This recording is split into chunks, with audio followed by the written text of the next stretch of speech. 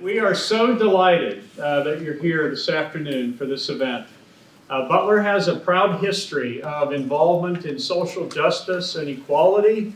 It was founded in 1855 as an abolitionist seminary and was one of the first institutions of higher education to offer degrees to women in the 1800s. So it's a proud history that we want to continue to build on, and we're very excited about this event today. My name's Brian Landis. I'm part of the project team that's working on what you're going to hear about today. And I will talk a little bit about our agenda in just a minute. But first, I want to introduce a distinguished guest. Dr. David Hampton, Deputy Mayor of Indianapolis, is with us today. David, you want to say a word or two? Thank you. Thank you. Good afternoon to everyone. I want to thank you for inviting me. Certainly thank Jim and all of you for your great work. I just wanted to say a little bit about reentry and from the city's perspective, how important reentry work is. We all know, and I know I'm preaching to the choir, but we know the recidivism rate is high here in Indianapolis. We have anywhere from 5,000 to 6,000 individuals released from prisons back into Marion County. And what are we going to do? And I always like to say, and the mayor says, as we deal with criminal justice reform, reentry should really start prior to release. It really needs to start, if it's going to be effective, at least 6 months before an inmate is released. I don't think that's taking place. It's certainly not taking place on a large scale, on a large enough scale that will make the kinds of impacts that we would like to see. So, you know, the people we serve, when we think about some of the most desperate circumstances, if I'm an individual who doesn't have family support, no infrastructure around me, no education, no real job skills, and homeless, prison is a good place for me to be. The jail is a comforting place because I'm going to get, you know, as they used to say, 3 hots and a cot, you know, have a place to sleep, and I'm going to eat 3 meals a day. It's sad that the other piece that we struggle with here in our city is the #1 service providers of those who are mentally ill is the Marion County Jail. And so, but a lot of times individuals don't find that out until they're arrested and then tested and then receive a diagnosis while in jail. And to make matters even worse, when they are released, the city really only, you know, we can only do so much. So we know that, right? We can't solve all of the problems we face. But when it comes to a diagnosis while in jail, there's really only one place they can go to get a script filled, and the script is only given for 30 days or so. And now, again, the situation I just explained, right? I'm already indigent, homeless, I've just been released, I don't have transportation. So am I gonna go from the jail downtown to the one pharmacy across town that has been assigned? No. So I don't get my medication. I'm gonna probably do exactly what I did to get me back in here because there's nothing else I can do. So the work you all do is so critical because the implications and the problems are so varied that if you're helping at least one, you don't know how many lives you're actually impacting. I was talking to Pastor Webster here, and he said, you know, through his boot camp, you know, he has a dynamic men's boot camp. Right now, they're servicing about 12 men right now. And that may seem small, but you don't know how many hundreds of lives are going to be impacted by those 12 lives that you're reaching. So if we can appeal to our businesses, I see our president of our city council, Bob Osley here, if we can appeal to our corporate friends, hire individuals who have a record. Because when we give individuals a chance, it helps us to break this vicious cycle of recidivism. That's really all we're seeing, right? It's a vicious cycle. Individuals go into prison, they come out, and they go right back in. Sometimes because they just haven't been given the opportunities that they really deserve. If you do your time, then you should be a respected citizen when you're released. And if you want a job, you're willing to work hard, willing to do the things. And I can speak all day, so I'll close on this. Another aspect, and when we talk about job availability, it's also about workforce development and job readiness. A lot of individuals, again, if I don't have the requisite skills, okay, I've just been released. I want a job, but I haven't even been taught the basics of what it means to hold and keep a job. The basics of just being somewhere on time. The basics of a job interview. The basics of being willing to learn a skill or not. And so if we can remove the barriers, we make it easier to help individuals. We all make mistakes. I was a pastor for 20 years, I used to tell my congregation all the time, the only difference between some of us and somebody who's in prison is they got caught, you didn't. That's it. So if we can remove the barriers to those who have made mistakes, they've done their time, they've paid their price, we have to help them become productive citizens. Otherwise, we're just spinning our wheels, and our work is going to continue at the low levels they are, and the recidivism rates are going to continue to be as high as they are because we're not stopping the gaps. So anything we can do, thank you for what you do. If there's anything we can do in the mayor's office, please don't hesitate to let me know. Thank you all so much. Thank you. When Dr. Hampton told me that he was a minister, I thought, that's right, he probably can speak all day. So we also have another distinguished guest with us, Bob Osley. Would you like to say a couple of words? Thank you very much. I will just say this. I think that Pastor Hampton, Deputy Mayor Hampton, covered all the bases, and I will.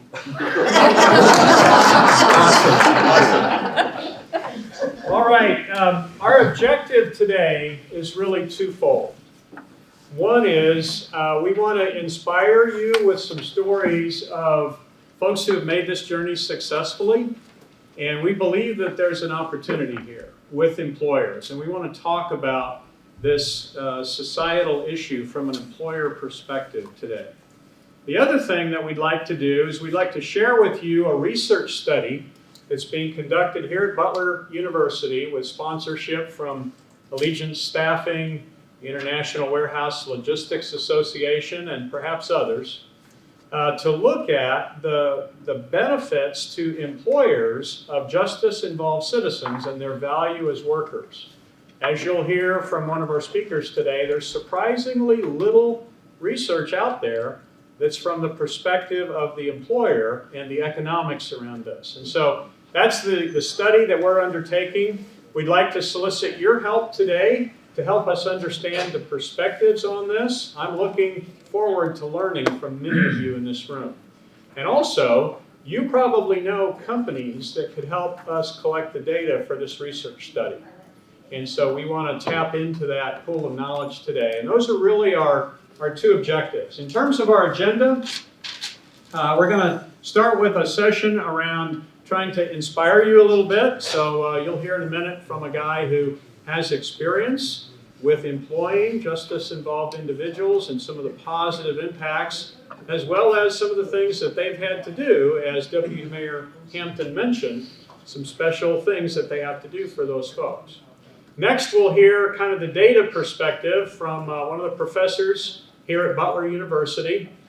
She'll tell you about the research study that we're undertaking, and she'll share some of the shocking data about this recidivism issue in our society. And it's very sad, really, and it's definitely something that needs to be addressed.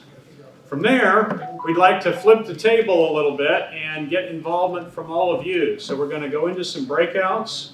We have 3 questions that we'd like to put before you today and have you help us with a couple of the questions surrounding our study. And I'll share a little bit more about that as we get to that point in the meeting. And then one final thing, and that is that there'll be a wine and cheese reception out here after we're done, probably around 5:10 or 5:15 or so. And we would love for you to stay around and fellowship with us, have a beverage, something to eat, and we'd love to get to know you better. I will also mention that you're in the Lacy School of Business, which opened this past summer. And if any of you are interested in taking a tour of the building, we'll have someone who will be helping us with giving that tour around 5:30 or so. So we would love to showcase this amazing new facility that houses the Lacy School of Business. So without further ado, I'm going to go ahead and introduce our first speaker. Scott Whiting is a close brother and friend. He is a person who has real experience with our topic today. He's done a lot of amazing things in his life, including distributing food to impoverished nations globally with an agency of the United Nations. He was the former vice president and general manager of Merchandise Warehouse in downtown Indianapolis. He's on the board of the Edna Martin Christian Center in the Martindale-Brightwood neighborhood. And he is now the general manager of the Indianapolis office of Allegiance Staffing. I understand one of, if not the fastest growing office in the Allegiance network. So, without further ado, Scott Whiting. Okay, Brian gave me 10 minutes, and he gave me the opportunity to try to inspire you and maybe tell you some stories. I've gone to a lot of these things, I've seen presentations, and I always thought, what's the best presentation? It's those that I get to hear some true life stories of real people. That is always inspirational for me. And then I also like to gather maybe one or two pithy comments or statements or quotes that are meaningful, that I can take as a takeaway. And sometimes you have to sit and listen for 45 minutes to get that. So that's how I've decided I'm going to do this. I'm going to give you a couple quotes that I think are germane to what we're talking about here, and then I'm going to tell you a couple stories. So the first quote or pithy statement, I hope you find it as that, is this one. Quote, "I never needed a second chance," said nobody. We've all had a second chance. Deputy Mayor just talking about, we all made boneheaded decisions, and we needed that second chance. So we need to understand and own that this is, we all need a second, an opportunity to, I'm sure you can think of things in your own life that have happened like that. For me, as a Christian, my faith really is anchored in the whole idea of forgiveness and restoration and redemption. And we, in the areas that we're working on, the stories out there, like Les Mis, or all the good stories are about redemption. Somebody making a mistake and then getting forgiven, and then rising, phoenix out of the ashes, that sort of thing. We have the opportunity to be on the front row of some real life stories like that, where people have made a mistake and then been able to turn their life around. And I can't think of anything more noble, more exciting, better than being a part of some of those stories, real life stories. So that's what I think we ought to be thinking about, is we all need that second chance. So before I go to the other statement, is one of my favorite statements, pithy statements, I want to tell you a couple stories. But in order to do that, I want to set the stage with a concept that I stole from the mayor. He always talks about the ABC pathway for jobs. Any job, better job, career. We talked to a lot of people that are looking for a job, and they want that better job right away. I said, no, you have to have any job first. It might be what you want, it may not be what you paid, it may not be in the shift that you want, etc. But in order for you to get a better job, you have to have that any job first. So it's any job, better job, and career. So I'm gonna talk about a few stories. These are real life stories of real people that I know, in conjunction or in the backdrop or in the context of this.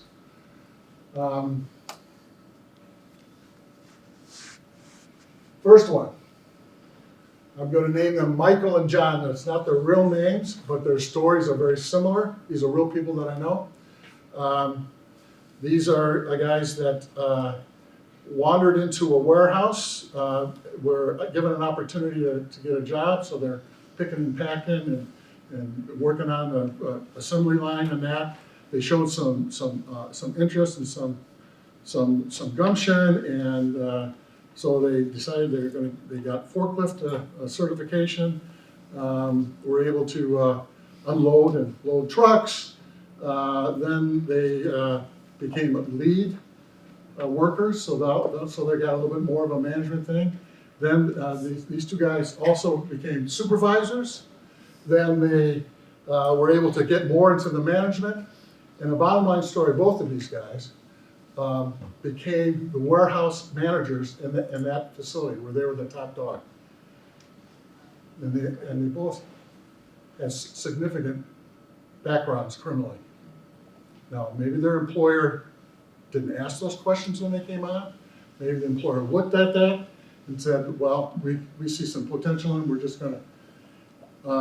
But for the whole time that they were working there, they never talked about it. It was never an issue. It was sort of like the don't ask, don't tell. Because they're fearful that if they found out, what they had done, that they'd lose their job. I kind of think there's a lot of people like that.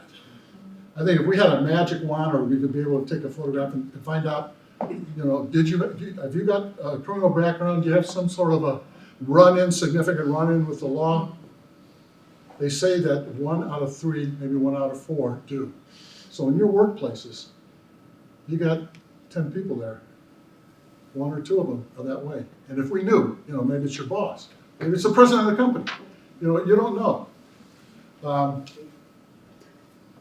Those guys were the epitome of the ABC. They got an any job, they got a better job, and then they had a career. William. This is a guy that I met in March. He came into our office at Allegiance when we first started. Had a criminal record. He was referred to us by, I'm not sure who it was, might even been Step Up. So we just signed on a new client, Raise Trash, and we put him to work there. And Raise Trash has they'll admit to you that it's not the most glamorous job, but it qualifies as an any job. And they have a policy where you cannot go to work for them full-time until you've spent a whole year there. So William started there in March. He has gotten raises. He has gotten trained on a forklift. He is well on his way into that better job. And if after he makes it a year, maybe this March, you don't know. Maybe that's a career for him. Maybe he can do something. So he's an AV guy. Tiffany. I met Tiffany 2 weeks ago. She came into our office as a result of a reference from the Bail Project. Where's David? There's David. The Bail Project is a wonderful organization that provides bail for those that find themselves arrested and in the county jail. They haven't had a chance to have their day in court yet, but they got to come up with a bail. They don't have the money. That organization helps them and then refers quite a few to us to place into jobs. So Tiffany came to us about a week ago. We interviewed her. She's a forklift operator, and I believe she started yesterday at Merchandise Warehouse as a forklift. I don't know if she's on second shift or what. The point there is that those are just 3 examples, and I've got dozens of examples. In fact, our first 38 placements at Allegiance Staffing, 17 of them were ex-offenders, which is a pretty large percentage. Now, unfortunately, I didn't have the wherewithal to be able to track them, where they've been, if they left, where they're going afterwards, what were all the data points that we needed to track to see what worked and what didn't. But we've got a lot of good stories. So here's my second quote. In God we trust, all others bring data. Wow. And that's where we're at. That's what this research project is all about. We want to bring real data. It's great to have these anecdotal stories that I can say, so-and-so worked for us and now he's doing well. I mean, even at Parker Logistics, when I was over there, one of the people that we placed in there came to you, living in a halfway house, had an ankle bracelet on, and she's now a star employee for you. Yep, absolutely. So, in God we trust, I'll always bring data, and that's, I think, I just exceeded my 10 minutes. You're fine. So, that's, we'll go to the next speaker. That's really where we want to be at, so, thank you. Thank you, Scott. While Scott's trading mics with Kathy, I want to give, Tom Landry is here with us today. He's one of the national executives with Allegiant Staffing out of Houston, Texas. And I know Tom wanted to share a couple things around the employer's perspective. Thank you, John. I think everybody can hear me. I'm tickled to death to be here. Met Scott through this 3 years ago. And I want to give, now we have the social agencies here, we have employers here, we have the local politicians here. It's perfect. That's the perfect storm. That's what has to happen for this to be successful. I've been trying to do a program like this in Dallas for 3 years. And it just can't get off the ground because we can't get past the bureaucracy. We can't get past the red tape. You now have the perfect opportunity to set the model that this can be replicated everywhere if we do this thing correctly. You mentioned about training and starting 6 months ahead of time. That has to happen. Warehousing jobs today, manufacturing jobs today, it's not about throwing boxes. You gotta have some basic computer skills. Everybody's using warehouse management systems, RF guns. I mean, everything has got to a place. I've got a customer in Dallas just brought in 25 robots, but they work in conjunction with people. So what we can do on the inside to prepare them for what reality is on the outside is critical. The next step is we have to make them able to be successful in the job. And unfortunately, a lot of the restrictions that we put on them prevent them from being successful. Parole officer saying, hey, you gotta meet me at 2 o'clock on Wednesday. Well, that's just ridiculous. Every Wednesday, I gotta let this guy go for an hour to go meet some guy because it's inconvenient for the parole officer. So for the corrections people that are here, you gotta really rethink this. Do you not want to see the guy back? You've got to allow them to be successful in the job opportunities that are presented. So something has to change. There's got to be change on all the sides. The social agencies. We've had a lot of pushback from the social agencies because I understand about funding. Okay, and some of the social agencies are tasked with job placement and job training, and there's been a reluctance to deal with a third party, me, because all of a sudden you're the one finding the jobs and not us, and I'm concerned about the funding. We're not the bad guy. Okay, we're the bridge. It's going to be very difficult to go and negotiate.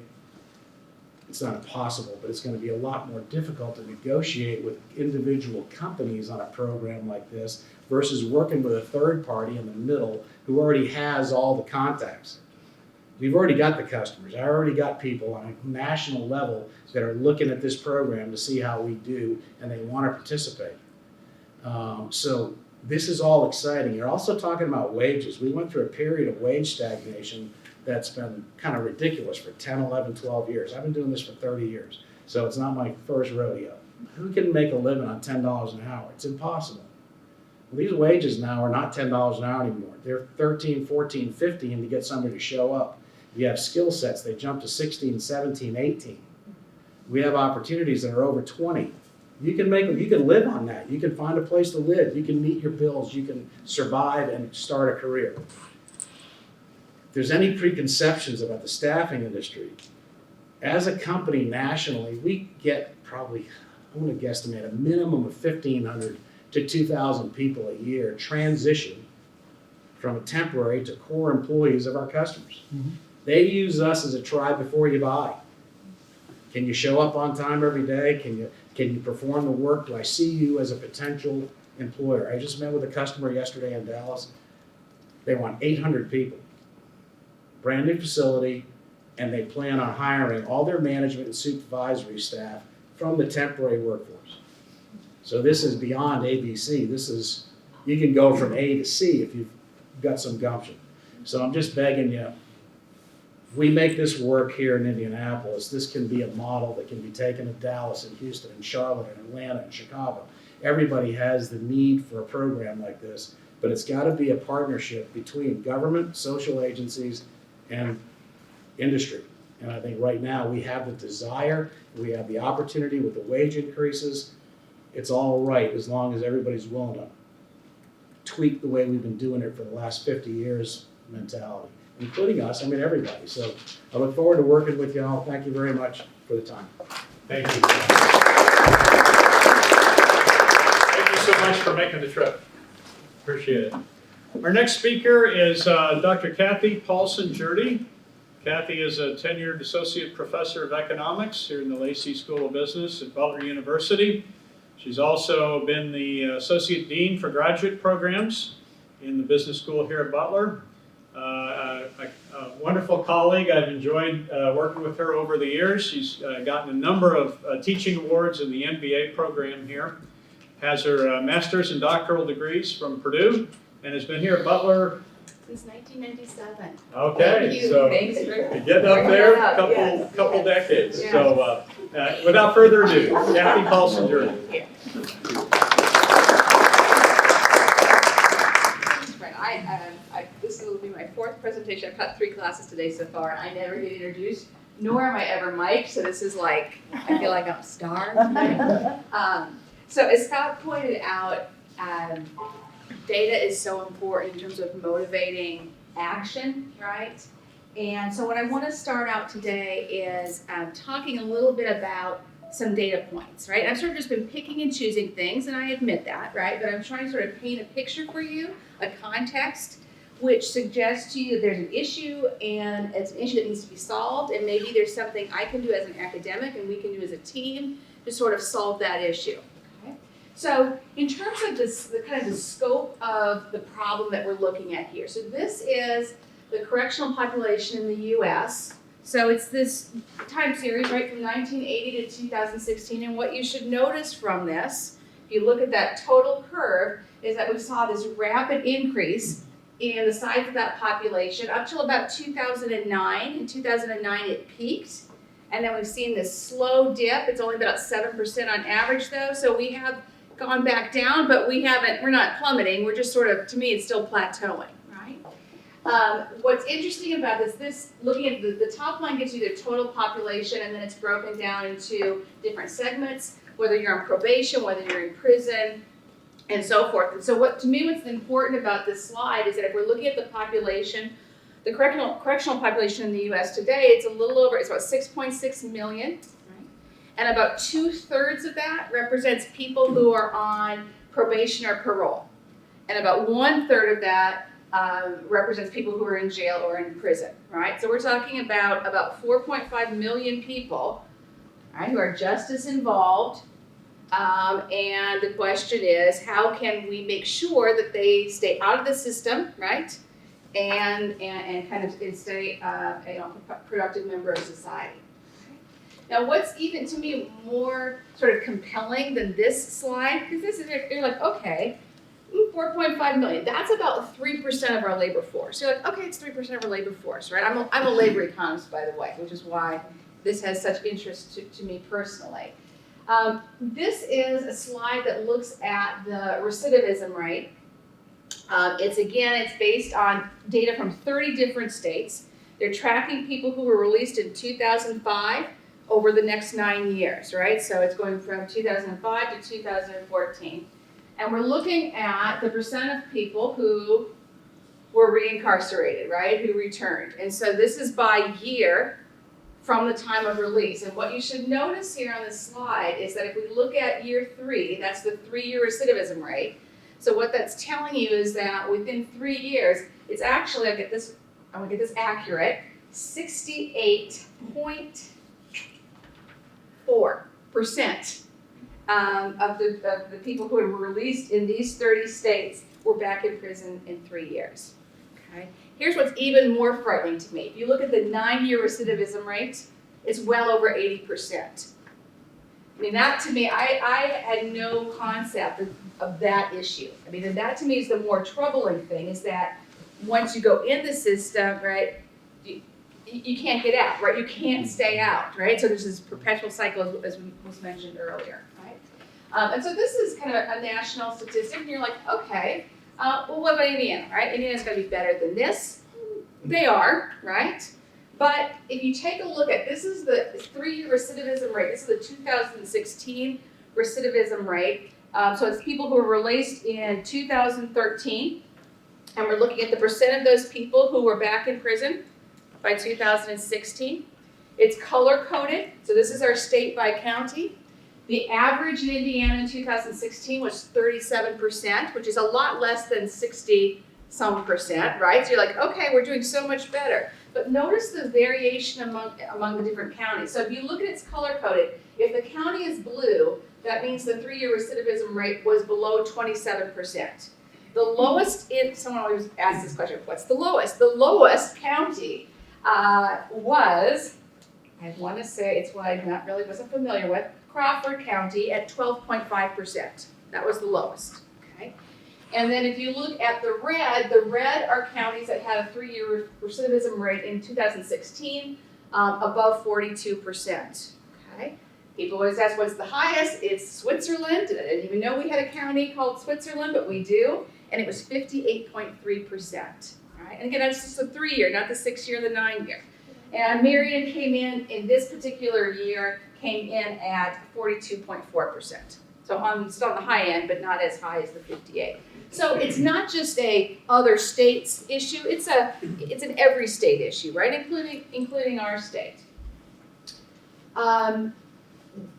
When you think, one more thing I want to mention about that, about the recidivism, is there was a study done at Indiana University, and what they estimated was that for every 1% that we can reduce the recidivism rate, it saves our society $1.5 to $2.4 million. Wow. Okay, so forget the business, I mean, just on the cost savings alone, right? You're like, okay, that makes sense, okay? And that's from society's standpoint, right? That's kind of the social justice issue, but at the same time, here's the other thing you want to think about. As a labor economist, this is what I think about. Not only, if I can reduce the recidivism rate, not only can I save some money in terms of incarceration costs and so forth, but I can also increase productivity because now I've put these people to work. And so to me, the question is, how can I do that, right? So, and that can make that even it magnifies the gain. So not only are we saving, we're lowering costs, but we're also increasing productivity. So the difference gets much larger. Okay. Why do we care about that now? Especially that second part. We care about that so much right now because this is the U.S. unemployment rate. This is so much fun. I tell you, I love data, and so my students by now are sort of rebelling actually at this point. But if you look at the U.S. unemployment rate, notice that right now it's at historic low, right? It's less than 4%. It's even lower than it was in 2000. So you can clearly see the Great Recession there. That's the peak. We're now plummeting, right? But now, so what that basically means is we need people to work, right? We have a very low unemployment rate. We have jobs. And then we have this population over here that needs a job. That makes sense? And so to me, it's sort of this kind of perfect matching process. So then the question is, what does the literature, what does the academic literature say about this issue? Because clearly this has been going on for a long time, right? And so the question is, what have we looked at? What have studies come up with? Where's the focus been? And so if you think, I call it second chance staffing. If you look at the staffing cycle, this is just the employee-employer relationship. There's really 3 areas of the academic literature.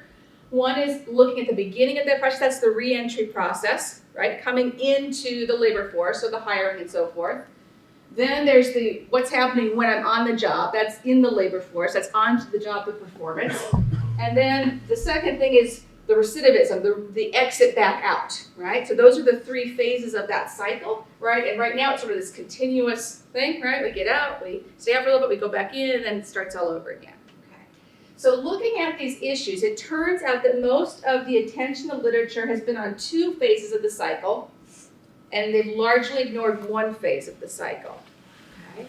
So looking at this first phase of the cycle, there are studies that look at the success rate of re-entry programs. So if I set up this training program in this facility, how many people get a job, right? It might be looking at the skill set that are needed in those programs. So that's one whole area of study, okay?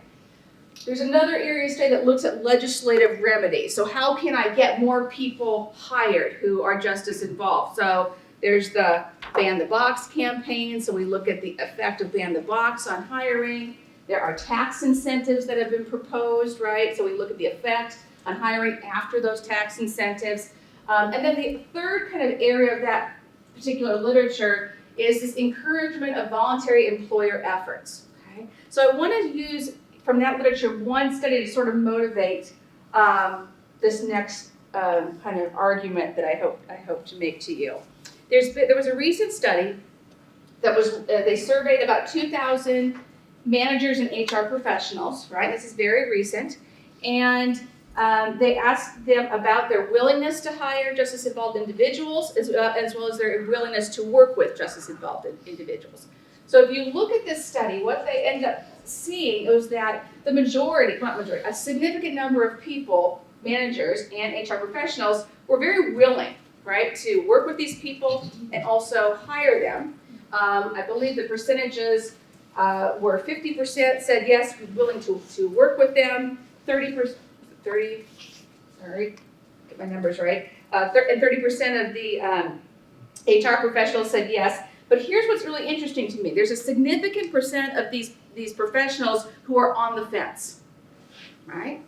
And this was what was the most surprising fact to me, is that if you look at this, there were about 35% of the people who were surveyed were on the fence about whether they would work with an ex-offender or a justice-involved individual, and 44%, almost half, were on the fence about whether they would hire that. Meaning, I'm not willing, I'm not unwilling. In other words, I'm not convinced. I mean, that's what they're telling you, right? The jury's out. I don't know, right? And so what that means then is that they must have some concerns, right? No one's made the case for them, but yeah, this makes sense. Okay, so then the question becomes, well, what are those concerns? What are those things that are keeping people on the fence? And if you look at the literature, there's 3 basic areas of the literature that looks at what people have identified concerns. This is a whole part of the literature saying, okay, what are people sort of worried about if you're an employer?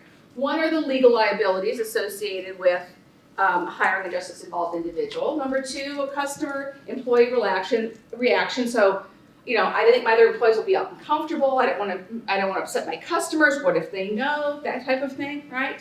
And so that's really survey-based, right? I'm just looking at people's kind of impressions. The last point here, though, is if you look at the other concern is that, well, maybe they're not going to be productive, right? They're not going to stay. They're not reliable, right? They're not going to be hardworking, whatever it might be, right? And what's interesting is that there have been only 3 studies, since 1975.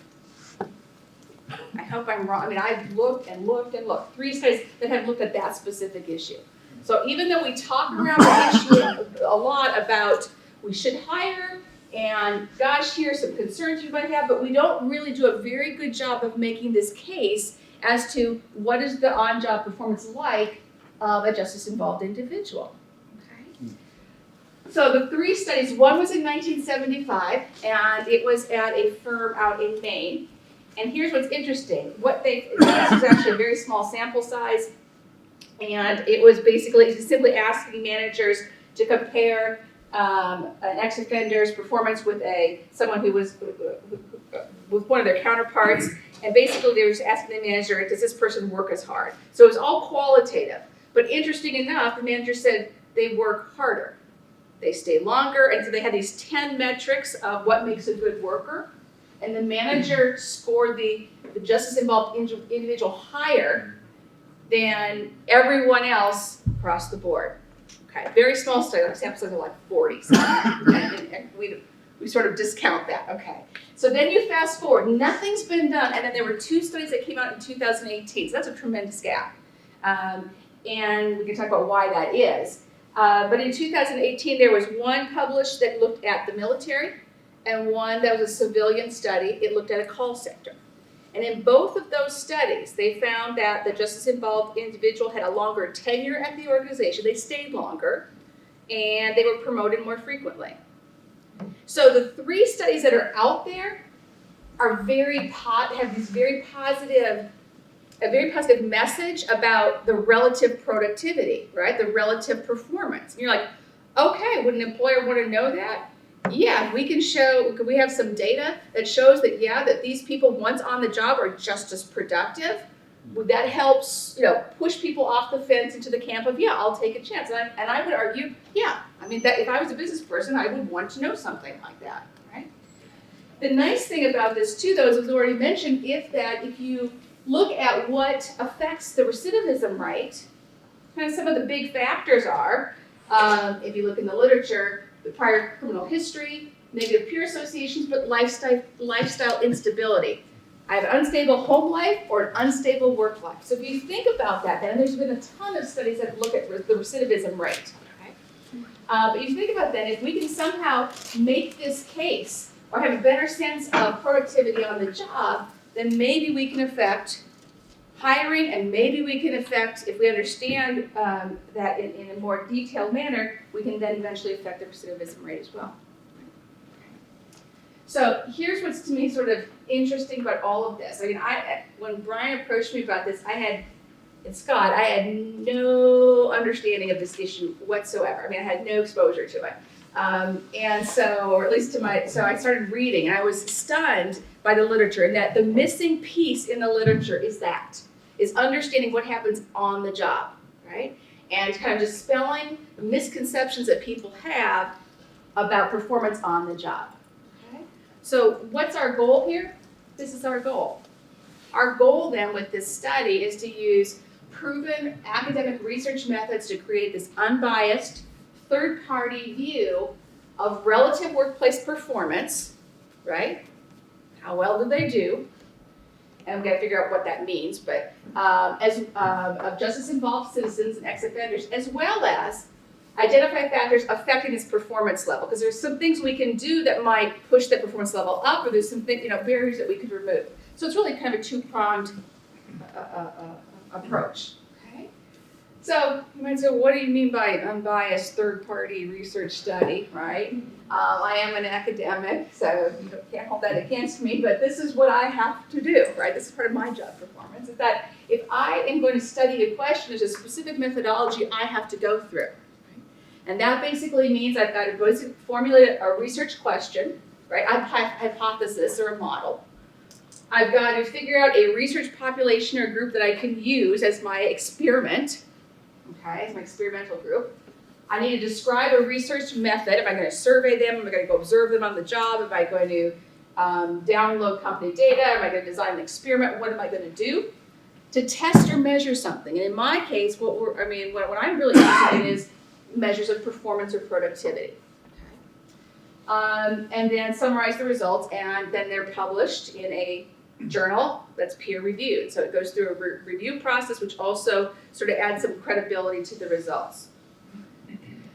That is sort of the goal here. Okay. Now, the question is, what challenges do we face and try to execute that? So there are 2. Number 1 is we need some help today with helping us to find or formulate or sort of put some boundaries around that research question to get your insights, right? In terms of what are the issues, what are the metrics, are we missing something? I mean, in other words, to get a sense of what are pressing questions from your perspective, right? If you're out there in the field and you're working with this, you have a much better perspective on how to formulate the question than I would, okay? And then once you have a research question, the other thing that we need help with, I say tomorrow because I'm optimistic, in the future, it doesn't have to be literally tomorrow, right, is we need access to data so we can actually test, right, that particular question, whatever it is that we're coming up with.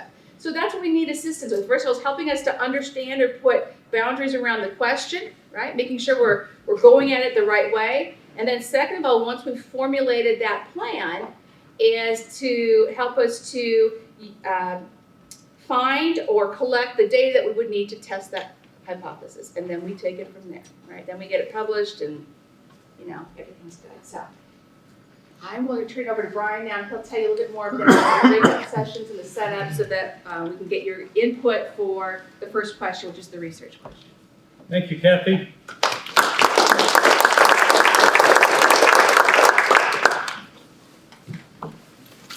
All right, so now we're gonna, as we say, flip the classroom, and we're gonna become listeners, and we're gonna have you all help us with some of the things that Kathy just mentioned.